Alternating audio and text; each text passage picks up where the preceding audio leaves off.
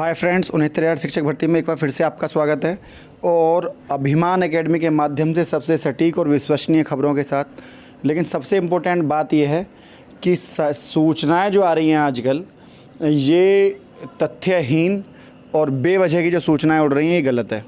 क्योंकि अभी शाम को क्या हुआ था कि जो बेसिक शिक्षा मंत्री हैं सतीश द्विवेदी जी, उन्होंने मीटिंग करी और मीटिंग में ये जो विचार किया है कि फ़िलहाल जो जगह खाली हैं, जो इनके ऊपर सुप्रीम कोर्ट में कोई वाद विवाद नहीं है, इन पर भर्ती कर ली जाए।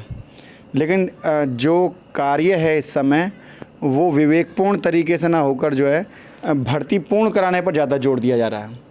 क्योंकि यदि सरकार इस तरह का काम करती तो सरकार साथ में ये भी सोच लेती कि जिस भर्ती प्रक्रिया को सरकार करना चाहती है उस पर विवाद है। क्योंकि 12 तारीख मैं आपको दिखाई देता हूँ, जो AI दाखिल हुई थी उसके ऊपर डेट जो है 12 तारीख लग चुकी है, 12/10/2020। आप समझ सकते हैं कि 12 अक्टूबर, अब यदि 12 अक्टूबर से पहले कोई निर्णय आ जाता है तो अब क्या होगा? तो जितने भी निर्णय अब लिए जा रहे हैं वो सब खारिज कर दिए जाएंगे। अब इम्पोर्टेंट बात यह है कि या तो यहाँ पर 12 तारीख से पहले जो है कोई ऑर्डर आ जाए।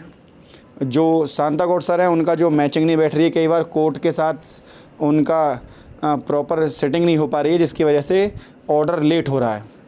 और उसमें जो है डायरेक्शन अपील जो दाखिल की गई थी उसमें भी जो है सरकार नाकाम रही। तो ये सब चीज़ें जो हैं अब वर्तमान परिस्थिति में थोड़ी सी ऐसी देखने में लग रही हैं कि इन्हें कहीं ना कहीं किसी न किसी निर्णय पर पहुंचना चाहिए, जो कि पहुंच नहीं रही हैं। तो सरकार को यहाँ पर चाहिए कि सरकार 69,000 शिक्षक भर्ती को ऐसी दिशा दे जिस पर विवाद ना हो। सबसे इम्पोर्टेंट बात यह है।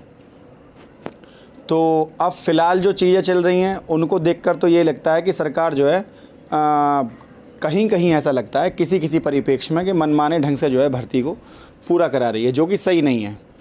होना ये चाहिए था कि जो पूरी भर्ती है वह पूरी भर्ती एक साथ कराई जाती, और जब पूरी भर्ती एक साथ होती तो किसी का भी कोई भी सवाल यहाँ पर ना होता। और इसके अलावा जो दूसरा कार्यशैली थी सरकार की वो ये थी कि सरकार 69,000 जो अभ्यर्थी हैं सबको साथ लेकर सरकार यहाँ पर भर्ती पूरा करती।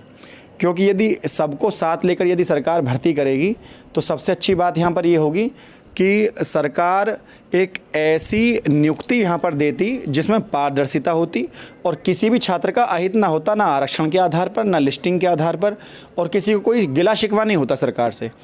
अब यदि भर्ती हो रही है तो जिनका पहले नंबर आ गया उनमें से आधे जो है सड़कों पर धरना दे रहे हैं, तो ऐसी भर्ती से क्या फ़ायदा। उधर जो है एक अखबार की कटिंग के माध्यम से मैं आपको बताऊँ, जल्द भर्ती प्रक्रिया शुरू करेगा उच्चतर शिक्षा आयोग। तो यहाँ पर सहायता प्राप्त एडिड जो स्कूल हैं उनमें जल्दी ही भर्ती आपको देखने के लिए मिलेगी। उत्तर प्रदेश में सहायक अध्यापक प्राप्त, इसमें उत्तर प्रदेश में सहायता प्राप्त अशासकीय महाविद्यालयों में असिस्टेंट प्रोफेसर प्रवक्ता के रिक्त पदों पर चयन की प्रक्रिया जल्द शुरू होने वाली है। रिक्त पदों की संख्या का जो निर्धारण है, रिक्त पदों की संख्या का निर्धारण अंतिम चरण में है। वैसे ही रिक्तियों की संख्या 4,000 के आसपास होने की संभावना है। यह भर्तियां उच्चतर शिक्षा आयोग के प्रयागराज के माध्यम से होगी। इसमें असिस्टेंट प्रोफेसर के जो पद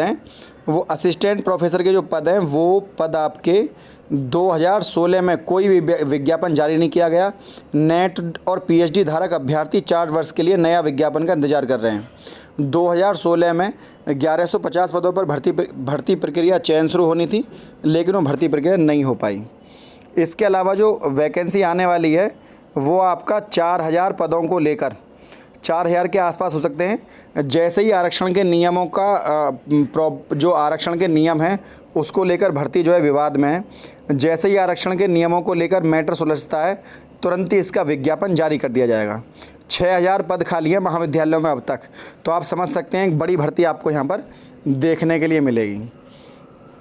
तो सबसे इम्पोर्टेंट बात यही थी कि जो सरकार जो भर्ती कर रही है उसके पीछे जो NCBC ने सरकार को, आपको पता था कि जो 7 अक्टूबर 10 दिन का समय दिया था 27 तारीख को, तो वो आप समझ रहे हैं 6 अक्टूबर को ख़त्म होने वाला है।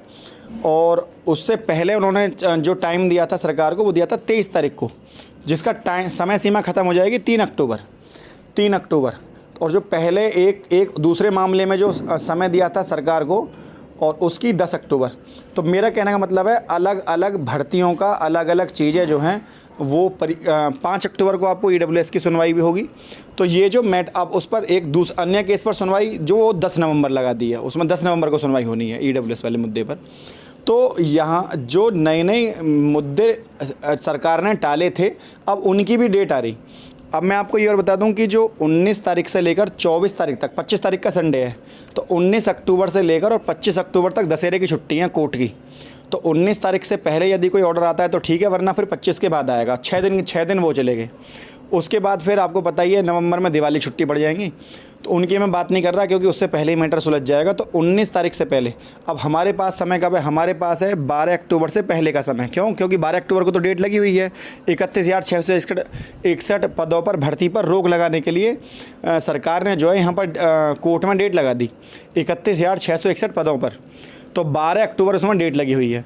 या तो 12 अक्टूबर से मैटर पहले सुलझ जाए या ऑर्डर आ जाए। और यदि कोर्ट से ऑर्डर आ जाता है तो बहुत अच्छी बात है, और सरकार से यदि कोर्ट ऑर्डर लेट आता है यदि सुप्रीम कोर्ट से, तो फिर 12 तारीख अपनी डेट लगी हुई है। लेकिन सरकार इस भर्ती को जो है 2 हिस्सों में तोड़कर मानेगी और 2 हिस्सों में करेगी। वाद विवाद फिर होगा और आगे की जो प्रक्रिया है वो और जटिल बन जाएगी यदि सरकार ऐसा करती है तो। क्यों?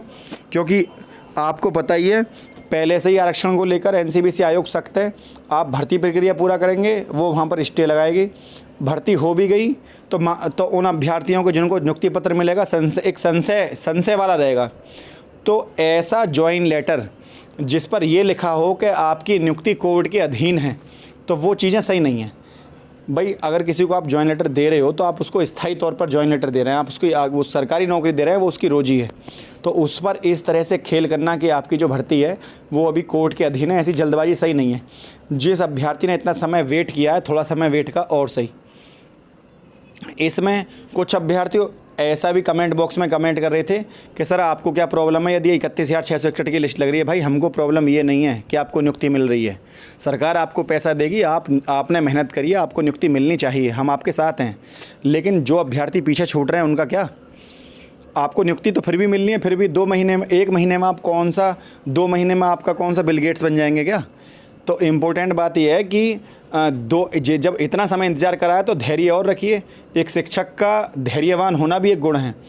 पहले से ही आपने 2 साल का वेट किया है, इस तपस्या का फल आप इस तरह से लेंगे कि आपकी भर्ती कोर्ट के अधीन है। ये लिखवाना आप अपने नियुक्ति पत्र पर चाहेंगे तो आपकी इच्छा है भाई। हम तो केवल ये कह सकते हैं कि ऐसा ज्वाइन लेटर मत लीजिए जिस पर यह लिखा हो कि आपकी भर्ती कोर्ट के अधीन है, आपको कभी भी निकाला जा सकता है। तो ये चीज़ें गलत है। ज्वाइन लेटर बिल्कुल क्लियर होना चाहिए, साफ़। उधर कोर्ट का ऑर्डर आ जाए, कोर्ट का ऑर्डर जो भी आए उसको मानते हुए सरकार भर्ती अगले दिन से शुरू कर दे और 2 दिन में आपको ज्वाइन लेटर दे दे। क्या प्रॉब्लम है? कोई प्रॉब्लम नहीं है इसमें। तो आप कमेंट करने से पहले सोचा करें कि केवल अपने ही स्वार्थ के बारे में ना सोचें, ये चीज़ें गलत हैं। तो फ्रेंड, यदि वीडियो आपको अच्छी लगी तो वीडियो को लाइक शेयर, चैनल को सब्सक्राइब करना ना भूलें। आज के लिए इतना ही। जय हिंद, जय भारत।